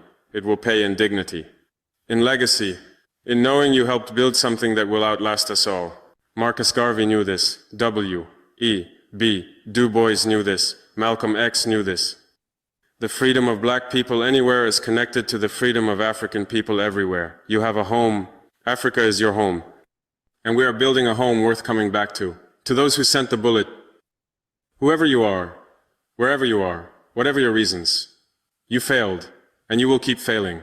You can kill individual leaders, but you cannot kill the idea of African dignity. You can destabilize individual countries, but you cannot stop the awakening of a continent. We know your playbook. We have seen it before. We will not fall for it again. No more coups sponsored by external actors. No more leaders installed to serve foreign interests. No more exploitation disguised as development. We are done playing your game. We are writing our own rules now. 7 days ago, a bullet passed inches from my head. For 7 days I have asked myself, why did I survive? What does it mean? And I have concluded I survived, not for me, but for us, for this message, for this moment. I am not special. I am not your savior. I am not a hero. I am just a man who has been given a responsibility, a platform, a moment in history, and I am trying imperfectly, fearfully, but sincerely to use it well. I am afraid, not of bullets, not of coups, not of death. I am afraid of failing you. I am afraid of becoming the leader I promised I would never be. I am afraid of waking up one day and realizing that power has corrupted me, that I have betrayed your trust. This fear keeps me up at night. This fear makes me question every decision. This fear reminds me that I am human, fallible, capable of failure. But this fear also keeps me honest. It keeps me humble. It keeps me accountable. I cannot promise you I will succeed. I cannot promise you wealth or prosperity or comfort. But I can promise you three things: I will not rule by the fist. I will listen even to those who criticize me. I will not sell our sovereignty. I will choose dignity over comfort every time. I will not protect the corrupt. I will hold everyone accountable, including myself. And if I break these promises when I stumble, when I fall short, I will admit it. I will correct course. I will keep trying. Because this is not about me. This was never about me. This is not just about a man. This is about an idea. An idea so powerful it terrified empires. An idea so clear it echoed through the final words of Lumumba. So daring, Sankara lived and died by it. And now once again it rises not from the ashes but from the will of a people unbroken. The idea is simple. Africa can be free. Africa deserves dignity. Africa belongs to Africans. 7 days ago they fired a bullet. Today we speak these words. And tomorrow becomes a movement. They thought they could silence us. They tried to kill a man, but you cannot kill an idea. You cannot kill dignity. You cannot kill hope. And you certainly cannot kill Africa's time. The revolution is not over. The work is not done. We are not finished. We rise. We stand. We continue. Together. La patrie ou la mort nous vaincrons. The homeland or death we shall overcome. Forward ever, backward never. Amandla Owetu, power to the people. God bless Burkina Faso. God bless Africa. And God bless you, our people, our strength, our future. Long live the spirit of our ancestors. Long live the dignity of African people. Long live the Africa we are building together with our own hands. Oh, brothers and sisters, Voila. man, I hope, you really appreciate why I had to play the entire message from our brother, because that type of transparency, that type of honesty, that type of vulnerability, man, that's leadership, dear beloved family. And we should celebrate the fact that God has given us on the continent a beautiful human being like that. In the Holy Quran, chapter 60, verse 1, it says, "O you who believe, do not take my enemy and your enemy for friends. Would you offer them love while they deny the truth that has come to you, driving out the messenger and yourselves because you believe in Allah, your Lord? If you have come forth to strive in my way and to seek my pleasure, would you love them in secret? And I know what you conceal and what you manifest. And whoever of you does this, he indeed strays from the straight path." Dear family, we've got to eliminate this love for our enemy. That's right. This love for wickedness, this love that we secretly hide. This is another image from Muhammad Speaks newspaper. And look at what it shows. It shows an image of our brother, Dr. Martin Luther King, but underneath him it says once white brotherhood. It's just not going to work. You saw what his desire for white brotherhood brought. They shot him, they killed him, they blew his brains out. Then underneath the most honorable Elijah Muhammad, it says once black brotherhood. This is what we've got to want. We've got to want for ourselves, man. We've got to get away from this love of the enemy. Accept your own or perish. This is the thing that black people have got to get straight, because we keep making that mistake of trying to think that somehow we're going to embrace the enemy and the enemy is going to become our friend and he's going to embrace. Stop it, man. God is not going to embrace the enemy. The enemy has proved over millennia that they are disagreeable to live with, that you cannot make peace with Satan. Stop it. Just accept that we have an enemy and we have a friend in God. And let's team up with our friend. Dear beloved brothers and sisters, this is our time, man. It's a beautiful, beautiful time in which we are living. And we just don't want to be robbers and thieves. That's right. You know, we really want to be the people of God. Brothers and sisters, whether we know it or not, we are living in the season of hypocrisy, conspiracy, betrayal, and death, where the enemy is fulfilling the scripture in the book of 1 Peter chapter 5, verse 8, where it says, be sober, be vigilant, because your adversary, the devil, as a roaring lion, walketh about seeking whom he may devour. Understand the time. See? Good afternoon, ladies and gentlemen. You'll excuse the fact that I'm out of breath, but about 10 or 15 minutes ago, a tragic thing, from all indications at this point, has happened in the city of Dallas. November the 22nd, 1963, President Kennedy is shot while riding in a motorcade in Dallas, Texas. He dies hours later. We all was shocked at hearing of this tragic end of our president.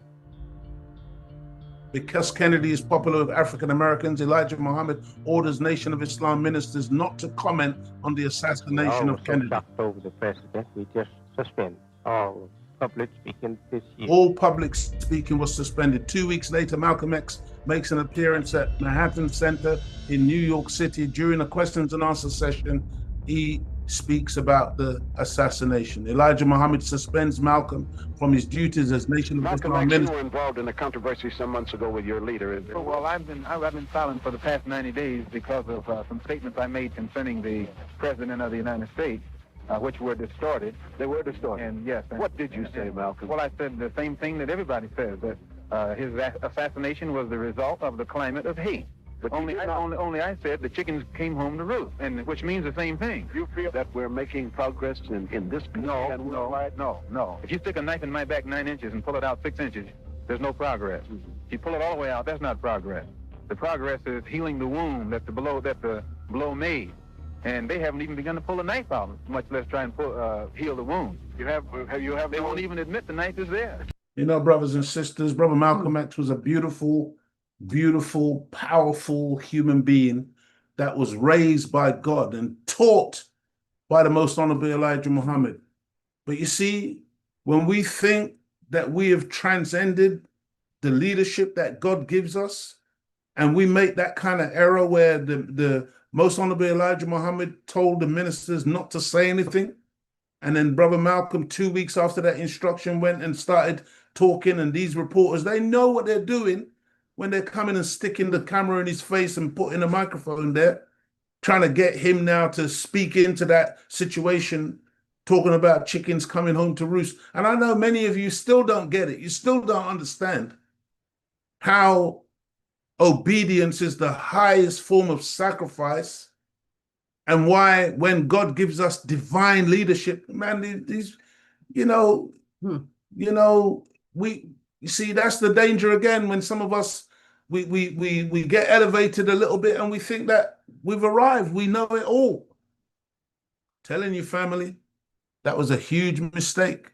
And we better learn from these mistakes going forward, you see, because God is the leader today.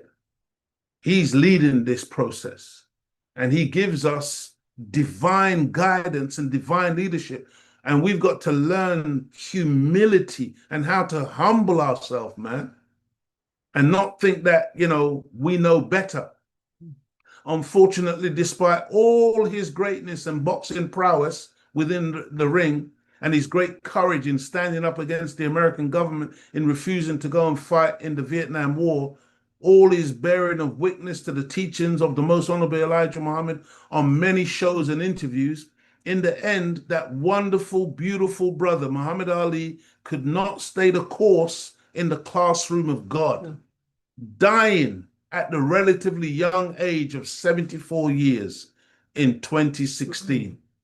See, do you understand that Muhammad Ali is supposed to be here today? Should be here today? 74 is a baby. See? But we don't understand, family, that many who came up and were raised by the Most Honorable Elijah Muhammad, once they deviated, once they moved out, Malcolm was only 39 years old. That's too young. And for any of the fools out there who are still talking about, oh, the nation killed, you need to go and do your due diligence and understand that that's been proved 100% categorically false, that the nation had anything to do with the murder, with the assassination, with the death of Brother Malcolm. That was the United States government through and through. Just like they killed Martin and all the rest, just like they killed their own president, Kennedy. They did it. They did 9/11. They did Charlie Kirk. I mean, honestly, family, if we don't wake up today, then we've only got ourselves to blame, you see, for the consequences of our own ignorance and allowing an enemy to play us one against the other. See, the teachings of the Most Honorable Elijah Muhammad, as taught and exemplified by the Honorable Minister Louis Farrakhan, is now a universal phenomena. And there is no doubt in my mind that the young brother, Captain, His Excellency President Ibrahim Traore, like countless others, has been touched and influenced by the example and the majesty of this beautiful, invincible word. Sin is against us.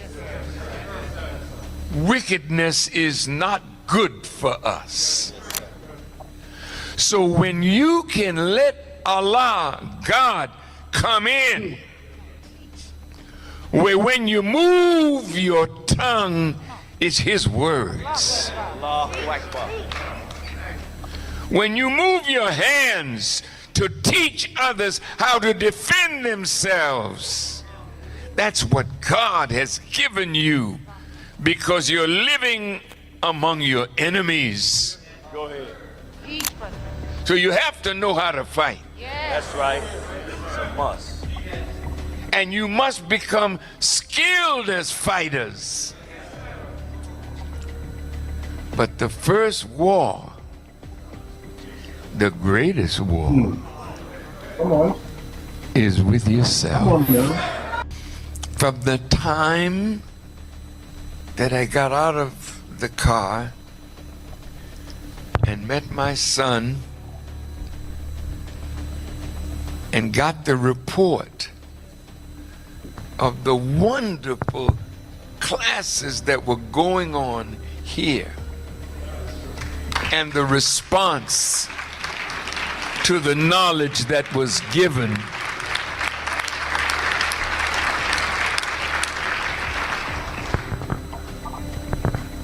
it made me feel like the elder that I'm becoming.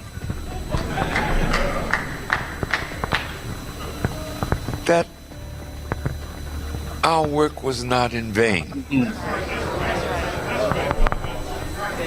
Our work will never be in vain. That's right. That's right. And to use the word in vain, see, when you work only for you, you're already dead. You're just waiting for time to place you with the worms who are better than you. Because the worm is doing what Allah created it to do. And if we are vain, we're thinking only of ourselves. But this is a beautiful gathering of men and women, boys and girls who see beyond themselves. They want to see a nation rise. That's right. That's right. And they want to see an earth free from the burden of the wicked. So if you will let it go and let him come in, you'll improve your skill as a warrior, because there's no greater warrior than God himself. None.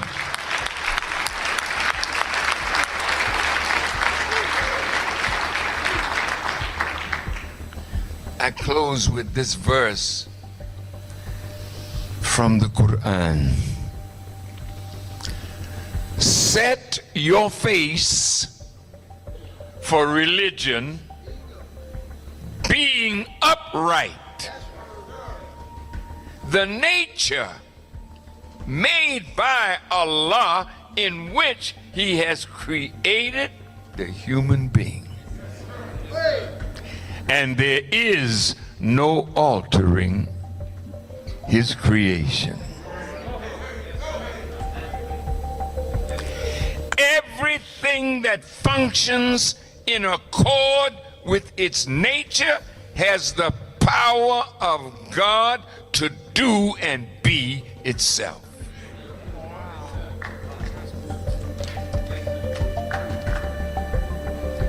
Set your face for religion, not talking upright.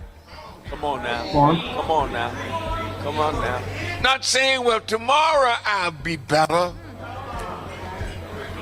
Say it now. Being upright. Being upright to him who created us and gave us his nature. Come on, family. I really hope that we are all on the same page today, because, you know, this is the time when that introspection, that self-improvement must really be the way in which we move. That's right. See, inshallah, God willing, next week, we intend to explore and expose in depth the evil nature of the enemy and why our righteous nature does not permit us to be able to fully comprehend the utter depravity and barbarity that we've been subjected to as a people, and why the redundant and foolish philosophy which is prevalent in African and Caribbean societies and promotes the false concept of see no evil, hear no evil, and speak no evil, or the three so-called wise monkeys hoax, must come to an end. That's where we're going next week, inshallah, if Allah spares our life, dear family. We're going to really, that's not the title of next week, but that's part of what we're going to be looking at next week, inshallah. I pray that something that was shared today has been of benefit to you, and that we, all of us, are continuing incrementally to grow and develop into the men and the women that God desires us to be, so that we can truly, really be free and lay a proper foundation for our offspring, our children who are coming behind us. Thank you for listening. May Allah bless you as I greet you in peace. Assalamu alaikum. Alaikum salam, sir. And just on to add to what the minister was saying just a minute ago, this is from the study guide 17. And this is basically, anyway, what we was just watching with Ibrahim Toure, that this study guide, which is study guide 17, warns us about the sin of ignorance, the dissatisfaction with the apparent slowness of Allah, God's reward for faithful service. When we feel we have served faithfully, but don't see immediate results, that dissatisfaction can facilitate being drawn into the conspiracy and betraying who and what we say we love. And then also, the minister says, very few persons can even imagine themselves in the place of such a wretched individual as Judas. But envy and hatred grew over a period of time. No one is beyond the capacity to become a Judas. Everyone experiences disappointment and or dissatisfaction at some time or another. It is how we handle it that determines our direction. Absolutely, beloved. So we're just got to keep looking at ourselves. Yeah, not that you won't be disappointed, not that you won't be dissatisfied. That's right. But the question is, there's a scripture that deals with it, because it says it's not what goes in that defiles us, it's what comes out. It's how we handle things. It's what we do. See? It's not what goes in. It's not the insults and the things that people do against us that defiles us. It's how we respond. It's what we say. It's what we do. How do we handle things? See? And if we're studying, and if we're self-improving, if we're doing the process of self-examination, self-analysis, and self-correction, dear family, if we think 5 times before we speak, we might be right. Might be right. See, but that's how many times, that's the level of caution that we need to employ. That's the level of humility that needs to walk with us, accompany us in all that we do. Yes. All praises due to Allah. And on that note, I would say don't forget to subscribe to the Final Call newspaper, which is the only newspaper that is unbought and uncompromised. It's just such a small fee to pay for the truth. And these are really interesting articles that you can read on the Final Call newspaper. If you've got the hard copy, praise be to Allah. But if you haven't, get the digital copy online where you can read wherever you are. No excuses. No excuses today. On your phone, on your laptop. I think this year has to be called No Excuses. No excuses. Because there's no excuses. Yes. And also you can listen to the Final Call radio 24 hours a day, 7 days a week. So you're never missing anything, because you can just tune in to the Final Call radio 24 hours a day, 7 days a week in your car. Wherever you are, you can listen to the Final Call. That's right. And don't forget to watch the lectures on NOI.org every Sunday. Fantastic, really fantastic lectures from the Honourable, from Brother Student Minister Ishmael Mohammed and the other student ministers. And if you missed that lecture that day, you can always rewatch it on media.noi.org. And on that note, thank you all once again. Also, don't forget, family, there's also those of you who want to have a little, laughter and humor. It's part of the medicine. It's part of our healing. It's part of what we need to get us through this. I was in the presence of the Honourable Minister Louis Farrakhan one day when we were having such a good time. He was laughing. There was tears. He had tears running down his cheeks. The Honourable Minister Louis Farrakhan, and he was one of our brothers who's a photographer who was in the National House with the minister, and he asked the minister, brother minister, can I take pictures? The minister said, of course, go ahead, brother. So he was walking backwards in the National House, in the palace. There was like a moat. Thank God it didn't have any water in it that day, but there's like a moat in the middle of the room. And our brother was taking pictures, walking backwards, and he fell in the mud. The minister, he stepped back and he fell in. Everybody was killing themselves laughing. But I'm saying that to say that the minister said to us that if we don't have a sense of humor, we're just not going to make it. Yeah. You have to be able to laugh Mhm. because it's part of the process of our healing to get That's through right. all of this. That's right. And we must maintain a sense of humor. So for those of you who'd like a nice little chuckle, a good laugh, don't forget, if you have Spotify, that music app, go onto Spotify, go onto the podcast section of Spotify and type in Imagination, and you will see some of the sketches that we used to do on the Real McCoy. Subscribe and make that grow as well. But there's an Imagination on Spotify which deals with many of the comedy sketches that was written by your brother Leo Muhammad, and which I also starred in. And you can watch those from the iconic sketch show, The Real McCoy, from back in the day. All right, family? So thank you all. I pray to Allah that Allah will continue to guide, bless, protect you all, because do we need divine guidance today? Absolutely. And divine protection. And divine protection and divine knowledge and wisdom to get us through these dark times. So take care. Thank you all again. Stay safe. And inshallah, we will see you next week, Thursday.